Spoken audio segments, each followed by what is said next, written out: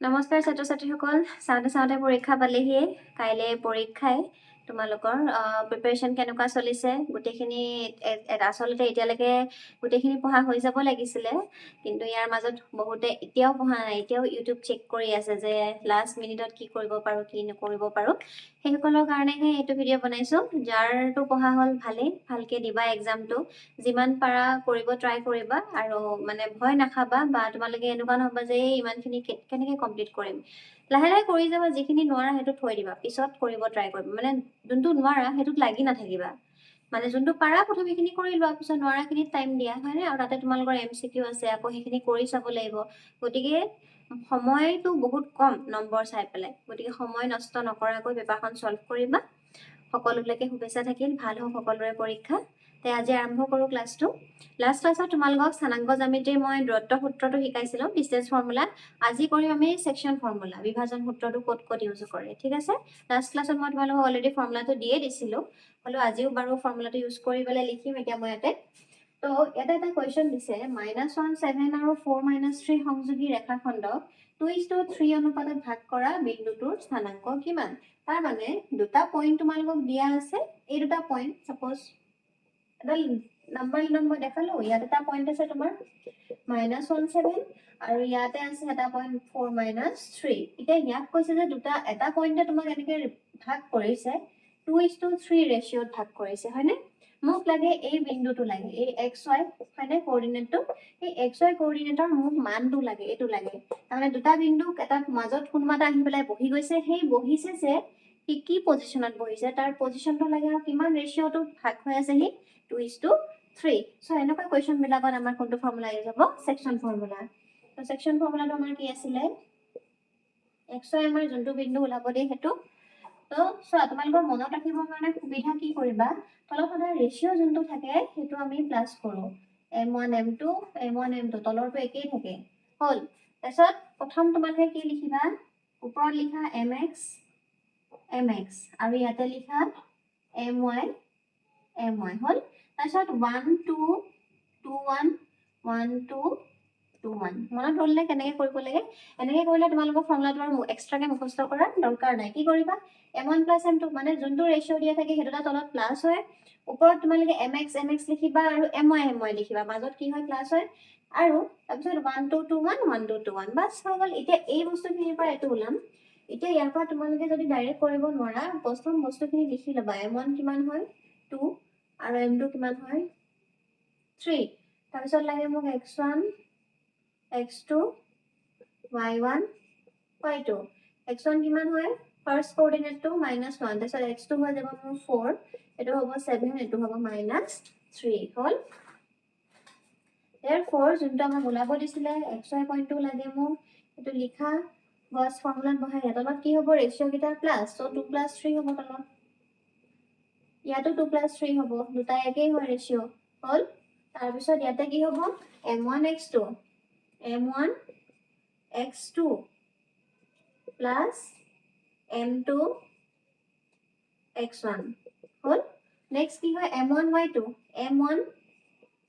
y2 plus m2 y1 কিমান হয় 7 হল তে কিমান হৈ যাব এটো 5 হ'ব ইয়াতো 5 হ'ব ইফালে 2 4 গুণ কিমান 8 প্লাসে মাইনাসে -3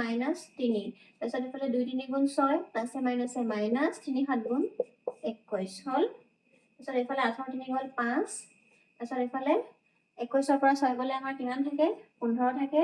5 হৈ গল হল তাৰপিছত 5 5 কেনসেল গল ইয়াত থাকিলে আমাৰ 1 5 3 গুণ 15 তো আমাক যেটো পইণ্ট ওলাব দিছিলে হেতু আমাৰ কিমান আছিলে 1 আৰু 3 তাৰ মানে এই কোঅৰ্ডিনেটটো আমাৰ কিমান হৈ যাব 1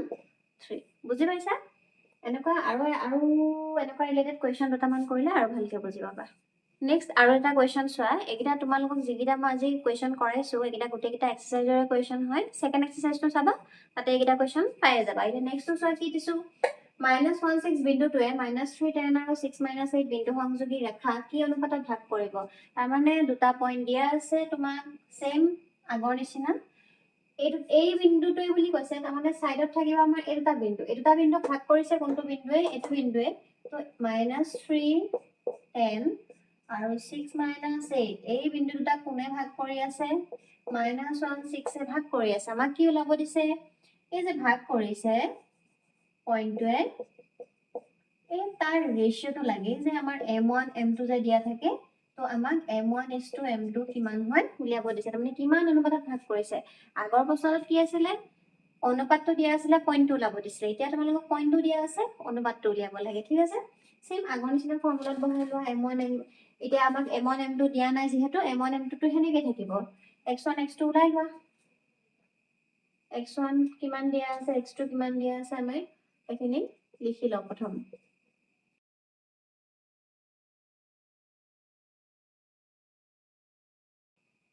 হল এতিয়া আমাৰ xy বিন্দু আৰু ফৰ্মুলাটো কি হয় ফৰ্মুলাটো লিখি লওঁ আমি m1 x2 plus m2 x1 by m1 plus m2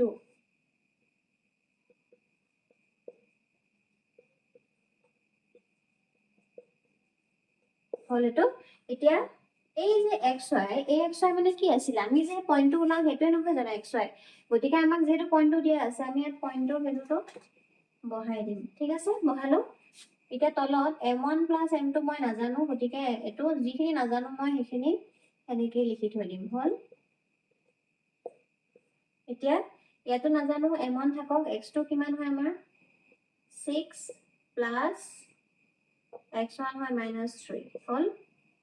same এটো বহাই দিয়া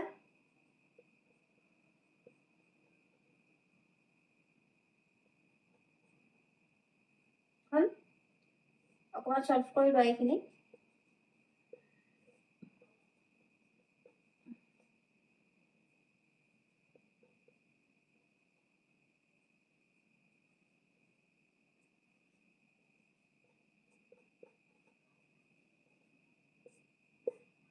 হল এতিয়া চোৱা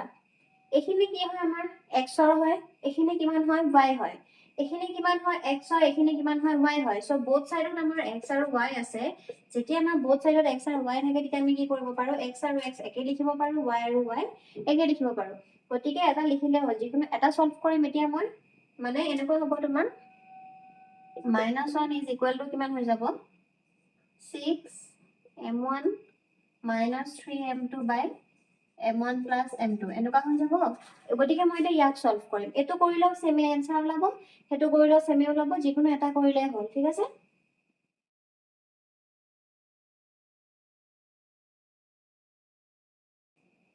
এতিয়া চোৱা এখিনি ডিভাইড হৈ আছে গুটে বস্তুটো এটা বস্তু বুলি ভাবা m1 plus m2 এটো যদি এটা বস্তু হয় এখিনি ডিভাইড হৈ থাকিলে ইয়াৰ এফালে এটো সাইড যদি মই লৈ যাও হেতু কি হৈ যায় ইনটু হৈ যায়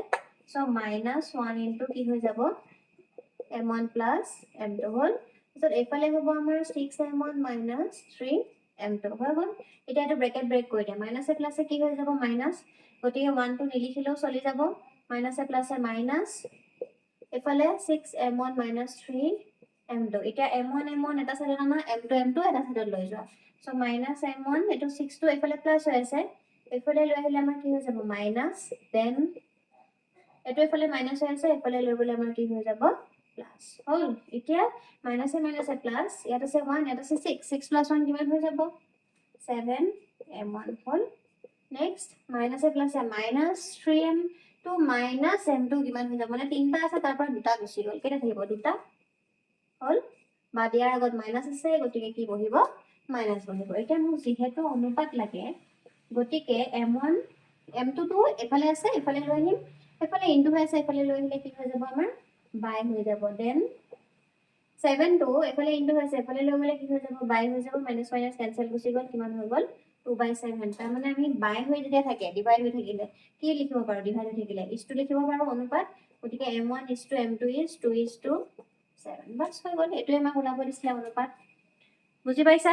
ওকে আৰু এটা কোৱেশ্চন চাও নেক্সট আৰু এটা মই বেলেগ টপিকত যাও একেটা চেপ্টাৰ বাৰু তা লাষ্ট এক্সাৰসাইজটো ত্ৰিভুজৰ কালি এতিয়া মোক তোমালোকে কোৱা যে ত্ৰিভুজৰ কালি আমি কেনেকৈ উলিয়াও মানে ফৰ্মুলাটো কি হয় half into base into height হয় ভূমি হাফ ইনটু ভূমি পূৰণ উন্নতি হৈ যায় সো আমাক যদি আমাৰ এটা ধৰা মই ত্ৰিভুজ এটা ললো এটা সাপোজ মই সমকোণী ত্ৰিভুজ ললো 90 ডিগ্ৰী যদি লওঁ তেতিয়া আমাৰ এটো কি হৈ যায় হাইট আৰু এটো হয় বেস বেস কাক কয় যোনটো তলত পৰি থাকে চিম্পলি ক'ব গ'লে কি হয় আমাৰ ধৰা মাটি আমি কোৰ ওপৰত থিয় হৈ আছো মাটিৰ ওপৰত মাটিটো আমাৰ কাৰণে কি হৈ যায় বেছ আৰু যদি আমি থিয় হৈ থাকো এনেকে সিধাকে তেতিয়াহ'লে আমি কি হৈ যাম উন্নতি হৈ যাম ত্ৰিভুজটোৰ উন্নতি মানে কি হয় পাৰপেণ্ডিকুলাৰ হয় বা হাইট সিধা হৈ আছো আমি আমাৰ যেটো হাইট হ'ব হেতু হৈ যাব তো এনেকে যদি ফৰ্মুলা থাকে ত্ৰিভুজটো থাকে তেতিয়া আমাৰ কি হয় কালিটো হাফ ইনটু বেছ ইনটু হাইট হাফ ইনটু ভূমিপূৰণ উন্নতি কিন্তু যদি তোমালোকক বেছ আৰু হাইট যদি দিয়া নাথাকে বোলে তোমালোকক কোঅৰ্ডিনেট গিটা দিয়া আছে এনেকে বিন্দু গিটা দিয়া আছে তেতিয়া কি কৰিবা তেতিয়াতো বেছ হাইট বিচাৰি থাকিলে নহব সো তেতিয়া আমাৰ কাৰণে যোনটো স্থানাঙ্ক জ্যামিতিৰ ফৰ্মুলা হয় সেইটো ফৰ্মুলা আমি এপ্লাই কৰিব লাগিব এটা ফৰ্মুলাটো কেনেকৈ লিখিম একেবাৰে সহজ মুখস্থ কৰা কোনো দৰকাৰ নাই এটা ট্ৰিক আছে হেতু পৰাই কৰিব পাৰিম খালি 1/2 টো থাকিবই ঠিক আছে এতিয়া কি কৰিবা প্ৰথম x লিখা ব্ৰেকেটৰ ভিতৰত লিখা y - y মাজত প্লাস দিয়া আকৌ ব্ৰেকেটৰ ভিতৰত লিখা y - y আকৌ x দিয়া আকৌ y - y লিখা হল এতিয়া 1/2 তাৰপিছত এটো নালাগে হৈ যাব এতিয়া চোৱা আৰু অলপমান কাম আছে কি কৰিবা আমাৰ হাতত তিনটা সংখ্যা আছে 1 2 3 তাহাতক আমি সিৰিয়েল দিয়ে বহাব লাগে তো 1 2 3 2 3 1 3 1 বুজিলে বাস হৈ গ'ল এটো আৰু এক্সট্ৰাকে মুখস্থ কৰা কি দৰকাৰ 1 2 3 2 3 1 3 1 2 x আৰু y বহাব লাগে হৈ গ'ল তো এই ফৰ্মুলাটো ইউজ কৰি এতিয়া এটা মেথছ কৰিম এতিয়া তিনটা বিন্দু লৈ লও ঠিক আছে এটা ত্ৰিভুজ এনেকে দিয়া আছে তিনটা বিন্দু মই লৈ লও সাপোজ 2 3 ললো -1 0 ললো আৰু ললো 2 4 হল এই বিন্দু কিটা মই লৈ ললো যিকোনো বিন্দু তোমালোকে এক্সাৰসাইজত আছে যিকোনো ত্ৰিভুজ হ'ব পাৰে এনেকুৱা নহয় যে এটো সমকোণী ত্ৰিভুজে হ'ব যিকোনো হ'ব পাৰে এতিয়া পইণ্ট কিটা এনেকে তোমালোকে ৰাফ ফিগাৰ বনাই ল'ব পাৰা বা মুখত কৰিব পাৰিলে খুব ভাল নৰিলে বনাই ল'বা এতিয়া মোক কি লাগে x1 x2 x3 লাগে ইয়াৰ পৰা ওলাই লও x1 তোমালোকে লিখি লোৱা x1 লাগিব আমাক x2 লাগিব আৰু x3 লাগিব আৰু ইফালে লাগিব মোক y1 y2 y3 হল তো x1 কিমান হ'ব 2 -1 আৰু 2 তাৰপিছত ইফালে হৈ যাব 3 0 4 হল সো ফৰ্মুলাত বহাই দিয়া ই আমাক ত্ৰিভুজৰ কালি বুজাই আছে এটো সিম্বলে ত্ৰিভুজ নহয় জানো এটো গতিকে 1/2 প্ৰথম কি বহাব লাগে x1 কিমান হয় 2 তাৰপিছত আহিব y2 - y3 y2 - y3 হল তাৰপিছত আহিব x2 তাৰমানে -1 ব্ৰেকেটবোৰ ভালকে বহাবা সাইন বিলাক ভালকে বহাবা আদাৰৱাইজ তুমি বোলে গুটে কাৰেক্ট কৰিলা পিছত এনসাৰ মিলা নাই কিয় নিমিলিব এনসাৰ কাৰণ তুমি প্লাস মাইনাস ভুল কৰি থৈছা গতিকে প্লাস মাইনাস বহাতে খুব সাৱধান তাৰপিছত আহিলে আমাৰ y3 - y1 y3 - y1 then আহি যাব x3 কিমান হয় 2 y1 - y2 y1 - y2 হল ব্ৰেকেট ক্লোজ সো 1/2 প্ৰথম ভিতৰ এই ব্ৰেকেট গিটা ভাঙিবা মাইনাসে মাইনাসে কি হয় প্লাস 0 + 4 4 হৈ গল প্লাসে মাইনাসে মাইনাস এফালে 1 আছে 1 ইনটু মাইনাসে মাইনাসে প্লাস 4 7 3 কিমান 7 বা ডাঙৰ পৰা আগত মাইনাস আছে যেহেতু -7 হল তাৰপিছত প্লাস 2 ইনটু 3 - 0 কিমান হ'ব 3 হ'ব হল তাৰপিছত 1/2 2 4 গুণ 8 মাইনাসে মাইনাসে প্লাস 7 2 3 গুণ 6 হল এফালে কিমান হ'ব এতিয়া 8 7 15 15 6 কিমান হৈ যাব 21 1/2 ইনটু 21 সো এটা এনেকে ৰাখি দিয়া আৰু 21/2 বৰ্গ একক যেহেতু মই কালি উলিয়াই আছো ওকে